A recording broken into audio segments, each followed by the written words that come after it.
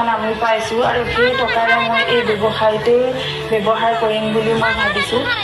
কিন্তু তাতে তেওঁলোকে এতিয়া অকণমান বহলাই কৰিব পাৰিব আৰু বছৰত হয়তো তেওঁলোকে লাখ টকা ইনকম কৰিবলৈ সক্ষম হ'ব বা ময়ো সক্ষম হ'ম।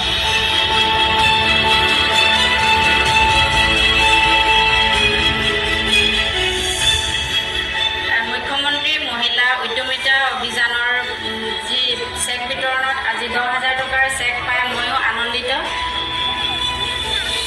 আৰু লগতে মই এতিয়া ব্যৱসায় কৰি আছিলোঁ বৰ্তমান আগৰবাতিৰ হওক, আচাৰৰ, গেলামালৰ দোকানৰ লগতে কেঁচা শাক পাচলি আৰু মণিহাৰীৰ বস্তু মই ভৰাই আছোঁ দোকান পাৰোঁ। এই অভিযানৰ যোগেদি মোৰ দৰে আৰু বহুতো মহিলাক স্বাৱলম্বী হৈছে আৰু লগতে লাখপতি বাইদেউ হ'বলৈ সক্ষম হৈছে।